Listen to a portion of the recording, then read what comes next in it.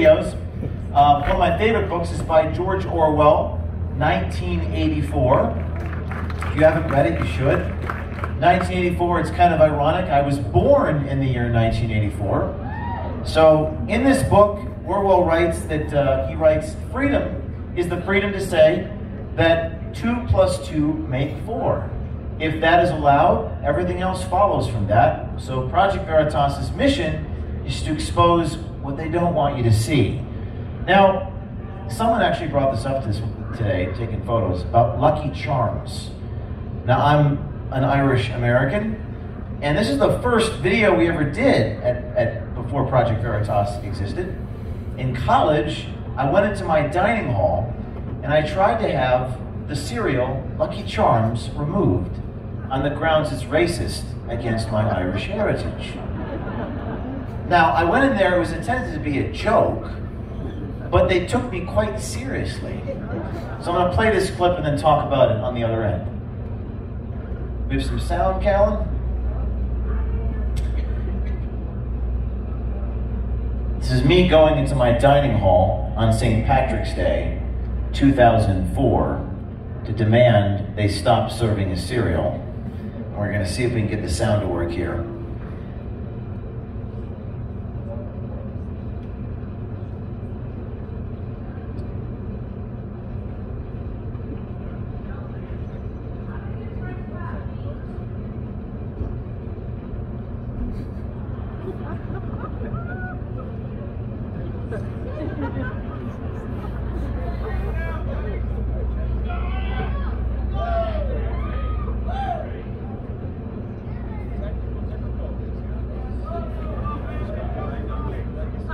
You got to improvise when you're out there.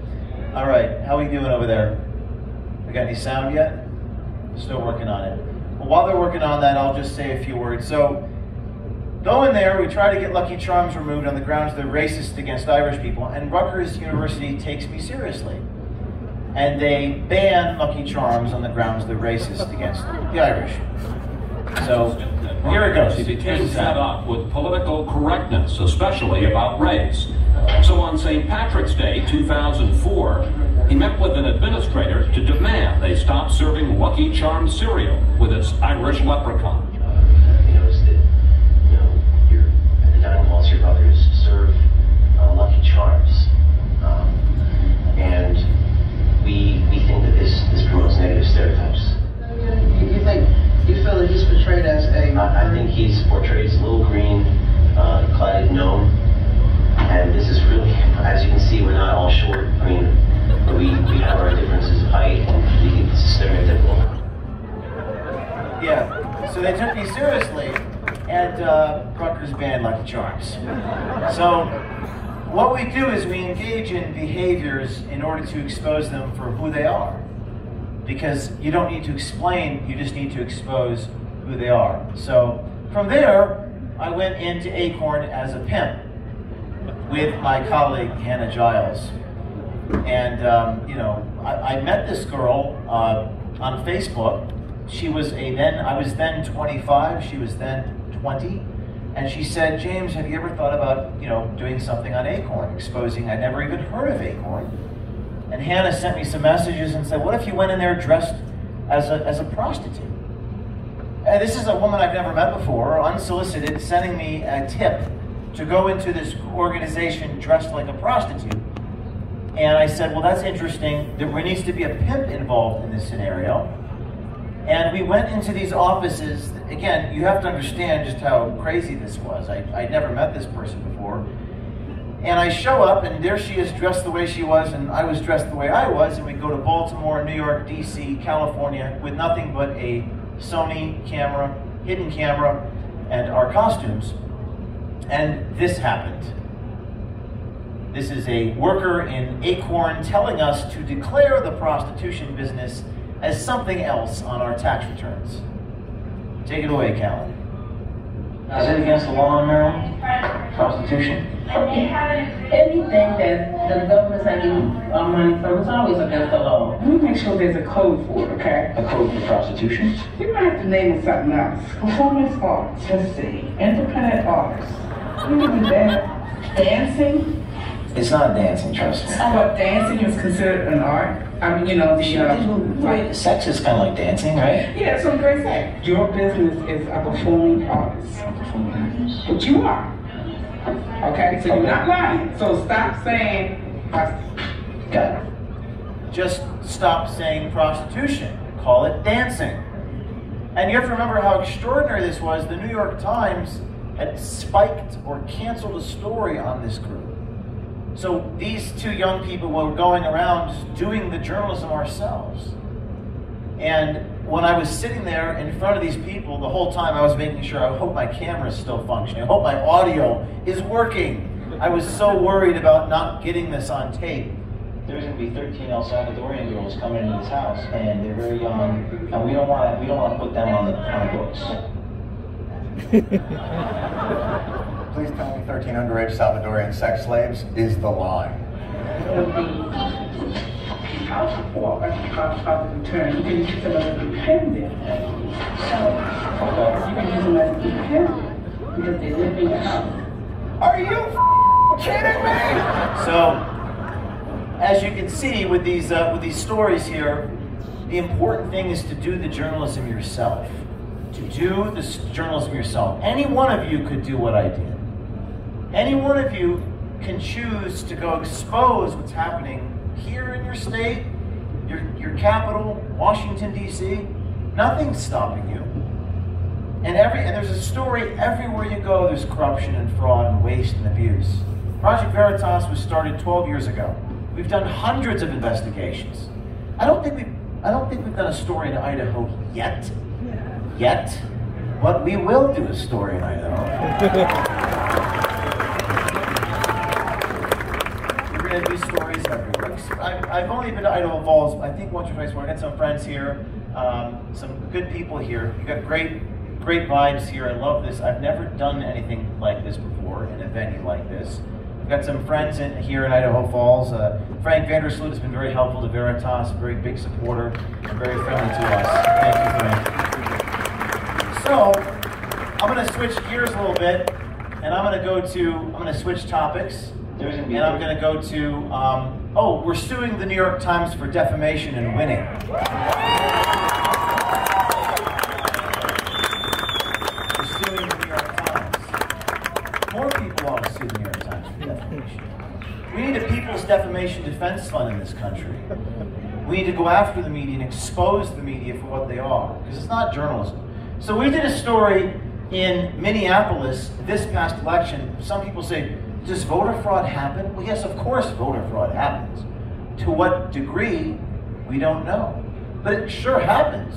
If anybody tells you voter fraud doesn't happen, they're lying. This is in Minnesota. This is a Somali man bragging about harvesting ballots illegally. Numbers don't lie. Numbers don't lie.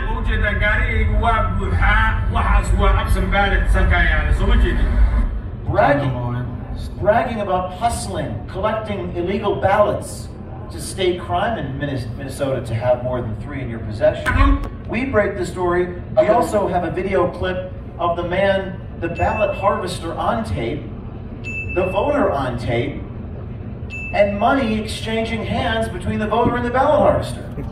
This is a felony. This is a federal felony. We do all this. We do the journalism. We get them on tape. We even get one guy in Minnesota who's a taxi driver, Somali American taxi driver, says he doesn't even care that it's illegal. Listen to this. That's illegal. Why? You don't get leave. I have rights. How much? I was given money so I could vote. $800. Where's the FBI? Where's the Attorney General, Keith Ellison of Minnesota?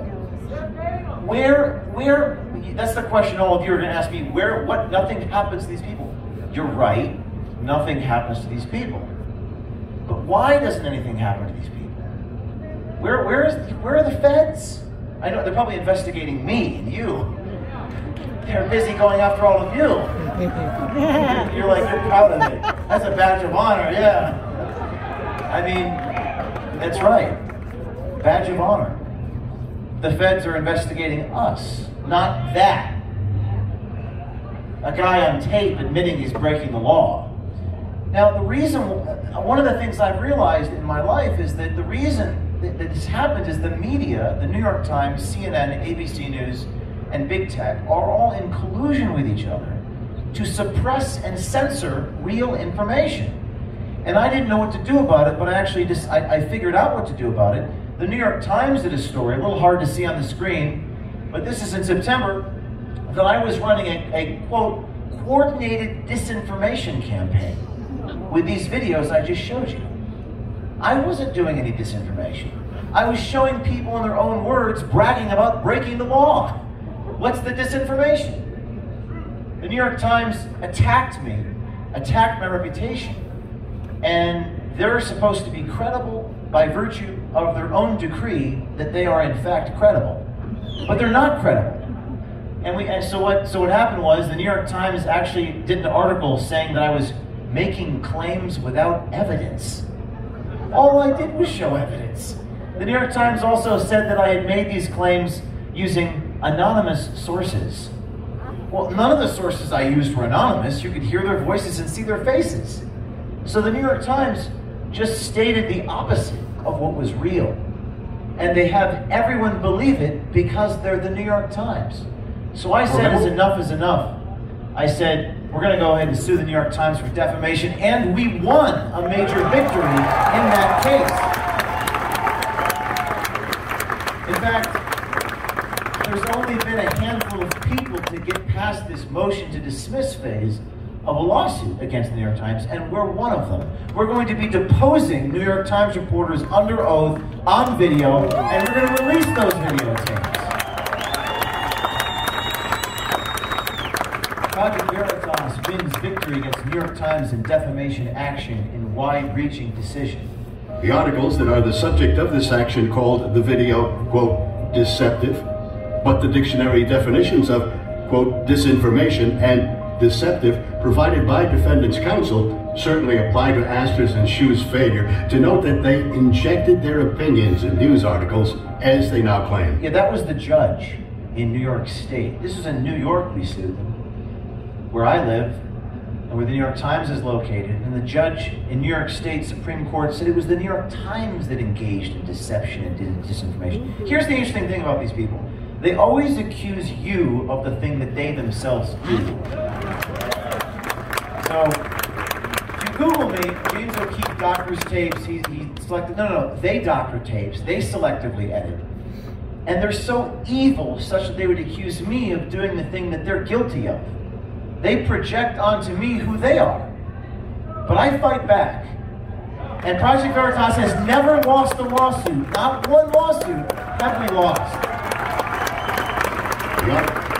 So, and I can go through, I don't have time to go through the whole lawsuit, but it's very interesting. I encourage you to go watch YouTube, go to our website. The New York Times admitted in this litigation they didn't even call the people for comment. The New York Times admitted, they said, we were just expressing our opinion, Your Honor. Your opinion?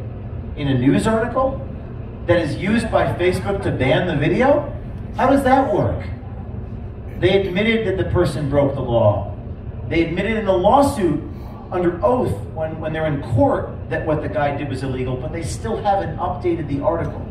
If I ever did that, I would be rightfully criticized. So this is the reality. Another funny thing about this lawsuit is that the New York Times argues in court, well, James O'Keefe is a libel-proof plaintiff, Your Honor. What does that mean? It means that, according to the New York Times, this is what they argued in court, that my reputation is so awful. Well, what's your evidence that his reputation is awful in the New York Times? Well, because his Wikipedia page says he's awful. I'm not making this up. This is what the New York Times actually said in court. Now, I guess they thought no one was going to read the documents, but I make YouTube videos about them, and it's some of the most popular YouTube videos we do. You can't make this stuff up. All right, so Project Veritas has never lost a lawsuit because we fight back. Skip through some of this. Project Veritas has also been banned from Twitter. Banned from Twitter. I view that as a badge of honor, right? That's a great badge of honor.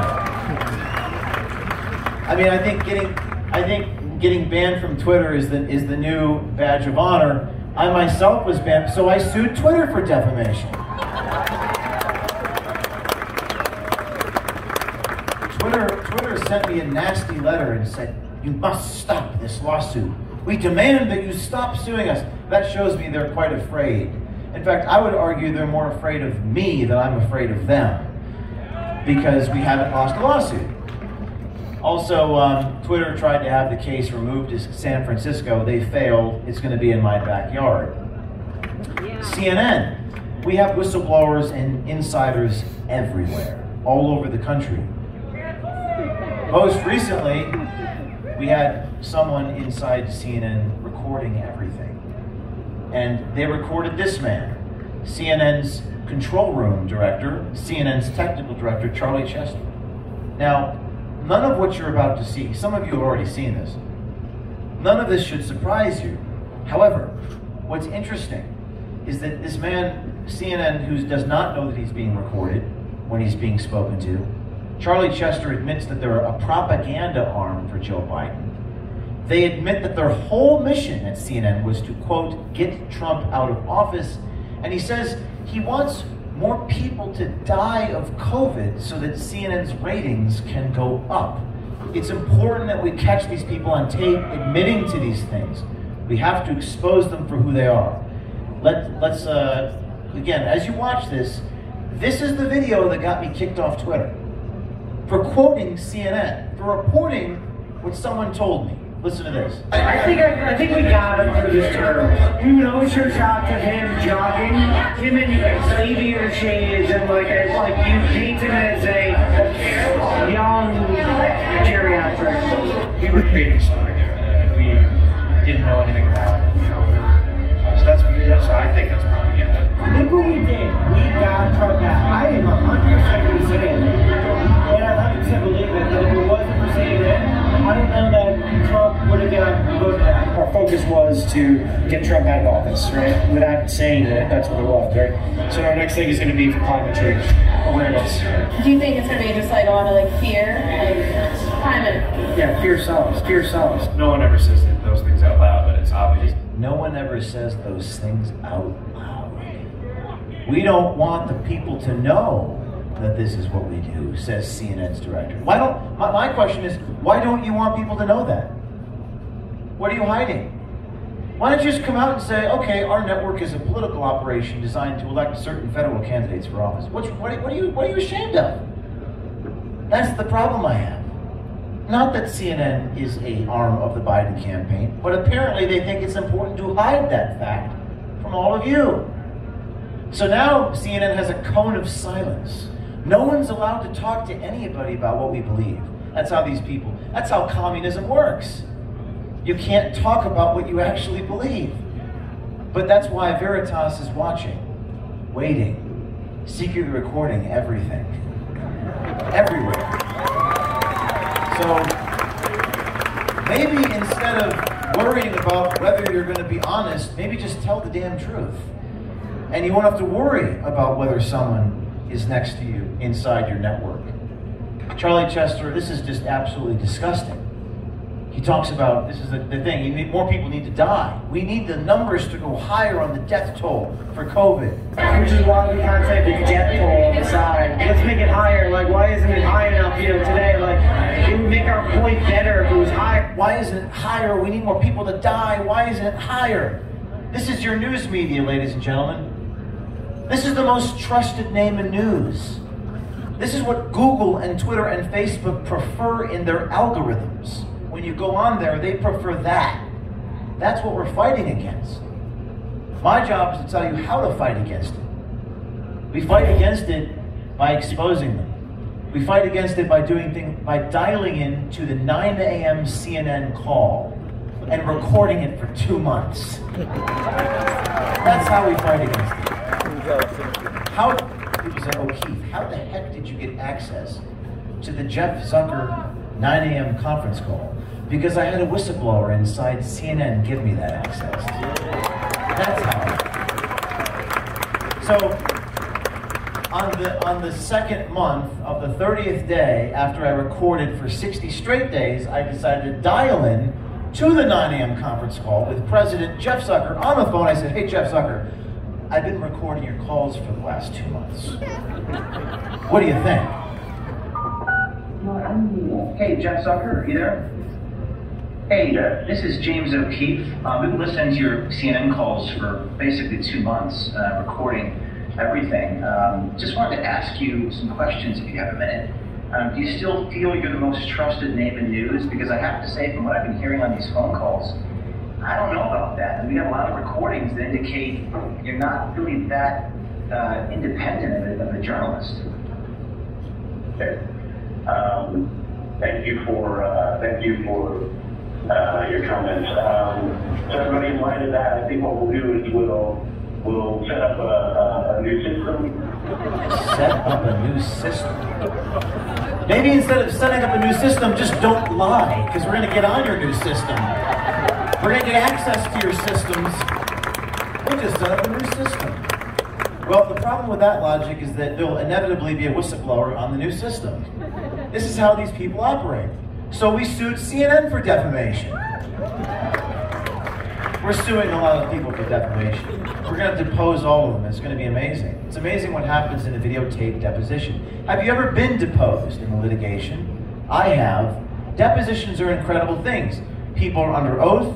They're on video. I have nothing to hide. I love being deposed. I've got nothing to hide. You can ask me anything you want.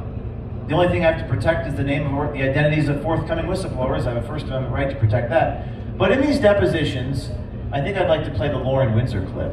This is hilarious. When we depose these people, whether they're working for the New York Times or CNN, this woman worked with the Hillary Clinton campaign, beautiful things happen. Because you get to expose them for precisely what they are. They can't run away. They're forced to reveal who they are when they're under oath. This is a great clip. And she had doctored something out of a tape about us. She was confronted about it, and this amazing thing happened on video. You been to the rape barn? Did you hear the statement, have you been to the rape barn? I did. Who said that? That was me. Okay. Did you eventually publish a video of these events? I published a video of events that occurred earlier that evening. So you edited out these parts where, these first 2 parts where you and Ryan Clayton were confronting Ms. Moss. You didn't. I object to your characterization of my actions. Okay. Well, you're not a lawyer, so your lawyer's here, and he'll object for you. So what I'm asking you is... Well, I disagree with your characterization of my actions. Which part? That I edited anything out. Okay. So what did you do that these parts didn't make the video? So, it's called editing.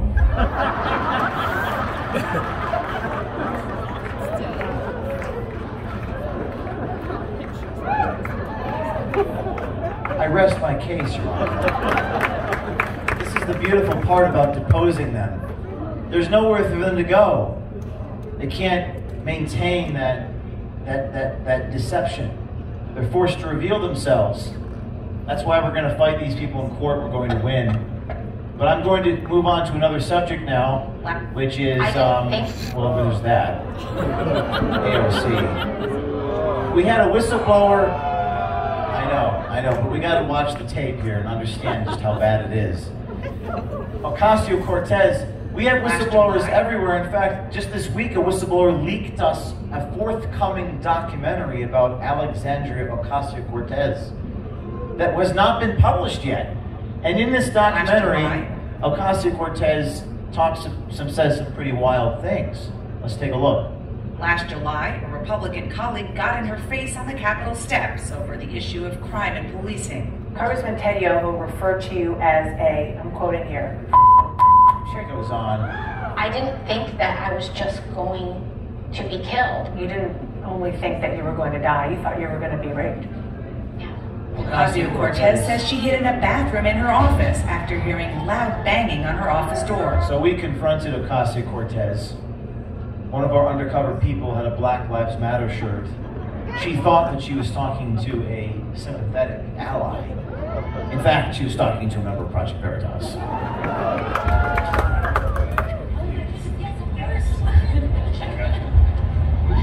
I drove 1 hour just to let you know that I am a journalist with Project Veritas.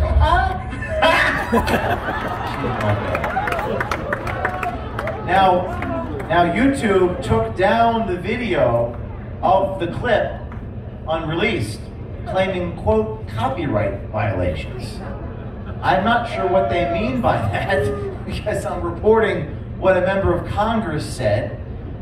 My lawyers don't understand that, but this is an example of the collusion between big tech and CNN, which is what we need to fight back. So what can I do? So I'm going to go through some examples of some whistleblowers that we're working with to kind of inspire you that you can do this too. This is a fairly sized crowd. Maybe you work for an organization, or your sister does, or your uncle does, or your nephew does, or your friend does. Maybe, just maybe, it's time to do something about the problems. Maybe it's time to expose them, because there are some things more important in life than just having a job and going about your business. We have to tell the truth to the people. So I'm going to tell you some stories here of some whistleblowers who've done some incredible things. Morgan Common, inside Facebook, software engineer, he leaked documents showing Facebook was engaged in censorship. You're not allowed to even talk about the vaccine. You're not allowed to say things that are even true about the vaccine. You will be censored, and you will not know that you are censored. We released the story, and Morgan released the documents and talked to, this is a current software engineer for Facebook. The courage of these people to give up their jobs so that you know what's going on. What would happen if this was scaled larger and scaled to Twitter and the internet as a whole is way worse than anything that could happen from me getting fired from my job. To me, that it far outweighs that. Because it's about more than me, it's about really everyone in the world. These are heroes. We've been able to raise this guy $500,000 after he was fired from Facebook.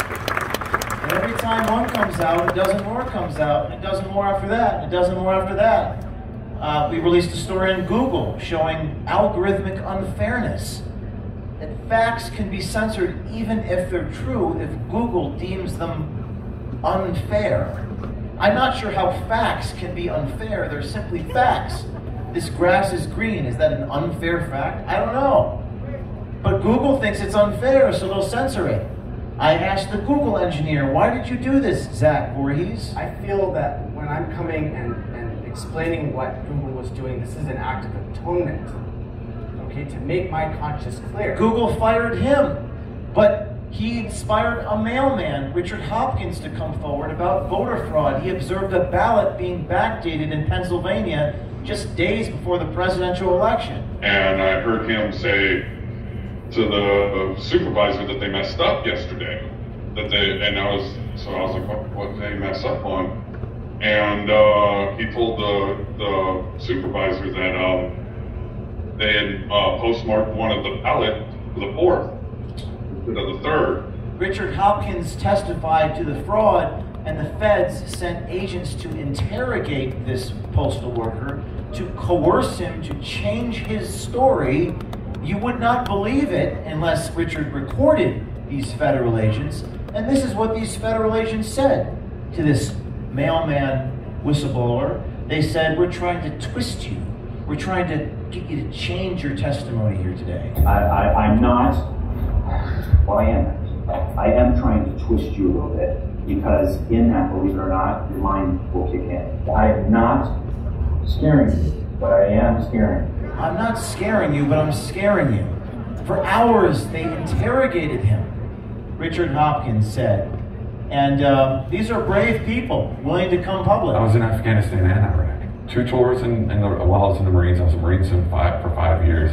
And I'll tell y'all, I'd rather be out back in Afghanistan getting shot at by Afghans, honest to God, than, having to be in this kind of position. So you basically aren't working right now? Nope. I've actually had my mother-in-law call me and be like crying, if you need anywhere to live. And I was like, I thought you hated me. My daughter. These are brave people. Whistleblowers. Now, Because he did what he did, dozens more came public. Fox 26. This is Ivory Hecker, Fox 26 Houston, going public live on the air during, she was reporting on the Texas heat wave and the air conditioners breaking down. In the middle of a live broadcast, decides to blow the whistle on her own network. Censorship and bias. Fox 26 reporter Ivory Hecker is live in Montgomery County to take a look at that aspect. Thanks, guys. That's right. Before we get to that story, I want to let you, the viewers, know that Fox Corp has been muzzling me to keep certain information from you, the viewers. And from what I'm gathering, I am not the only reporter being subjected to this. I am going to be releasing some recordings about what goes on behind the scenes at Fox because it applies to you, the viewers. I found a nonprofit journalism group called Project Veritas. It's going to put that out tomorrow, so tune into them. But as for this heat wave across Texas, you can see what it's doing to AC units. She just goes right back into reporting.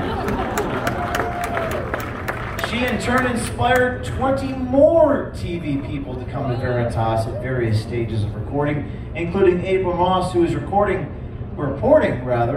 on a storm system across the Great Lakes region. This is the weekend meteorologist for CBS News in Detroit.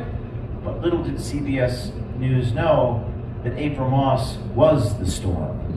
Showers moving in around 8 a.m. And speaking of a brand new week, I will be sitting down this week with Project Veritas to discuss the discrimination that CBS is enforcing upon its employees.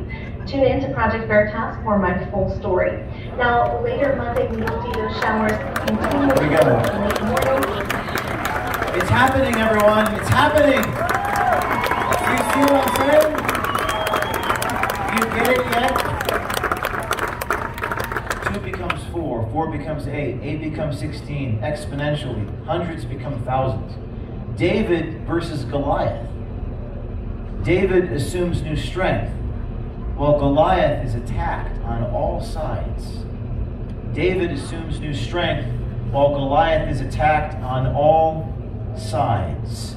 Speaking of David, David Johnson from Hasbro Toy Company, 25-year-old packaging engineer from Rochester Institute of Technology, comes to me and says, I saw what happened with Fox 26 and CBS Detroit. James, they're requiring me to sit through these critical race theory presentations at Hasbro Toy Company. I didn't sign up for this. Martin Luther King, he's telling me Martin Luther King talked about content of the character, but there's these critical race theory mandatory sessions. It's wrong what they're doing to children at this company. I'm willing to go public. I will blow the whistle on it. Listen to David Johnson. My name is David Johnson. I'm a packaging engineer for Hasbro. They are attempting to covertly push CRT, critical race theory, through branding and messaging through their products. I decided to come to Project Veritas because I opposed the indoctrination of children that they wanted to push. Explain what we're looking at here. This is the program developed by the Conscious Kid, which is working with Hasbro to teach children about racial bias at an early age. Is this a mandatory all-hands training? Yes, it was mandatory for me. Children as young as 2 are already using race to reason about people's behaviors. 2-year-old racist is just an absurd concept. By age 3, children are already starting to apply stereotypes. They also may use racist language intentionally at this age. I think this is where the math starts to slip a little bit. Is this what people are talking about regarding critical race theory? This is critical race theory in practice. They explain that the white children in particular have the particular bias against black people. It's a mainstream ideology now, and it's in a lot of our institutions. People that I've spoken to about these issues, and I'm trying to explain to them why teaching people to segregate based on race or by gender or by any other inherent characteristic is wrong. If you want your children to be looking at people based on their race, then you are opposing Dr. Martin Luther King's dream. So I think that's progress in its truest sense, that we should not be judging each other by the color of our skin, but rather by the content of our character.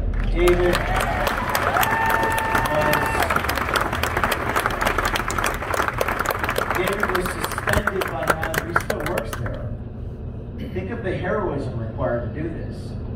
And he said, James, this is a choiceless choice. I must do this. People must know about this. Hasbro responded saying that the external speakers do not reflect the views of the company, distancing themselves. But notice how Hasbro is on defense.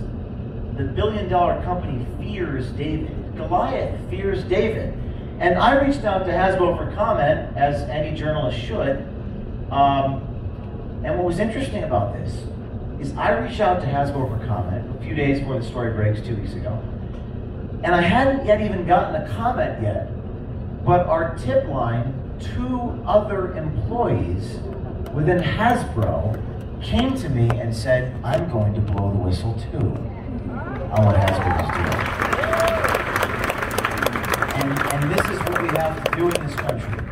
So, my mentor used to tell me, okay, everyone's afraid, but I'm not afraid. I'm not afraid. And we can't make decisions. We can't make decisions based upon fear. Maybe I'm a little afraid, but it's not going to affect our decision-making process. Walk towards the fire. Don't worry about what they call you.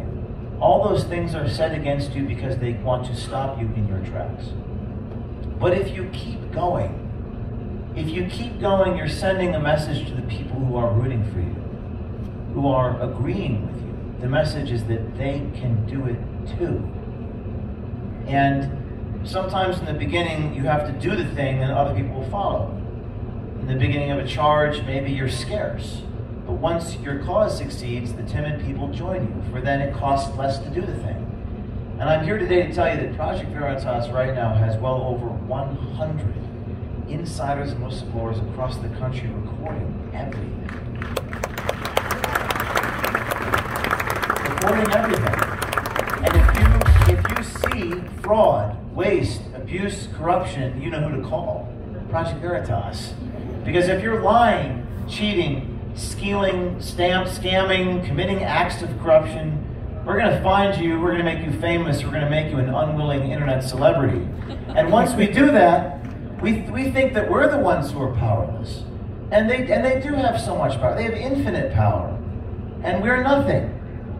But we're not alone. There's so many people out there who agree with us. There's so many people on the inside of these organizations. All they have to do is expose them. And when they do, they're no longer the target. In fact, when David assumes new strength and Goliath is attacked on all sides, ladies and gentlemen, the hunter becomes the hunted. Stay tuned.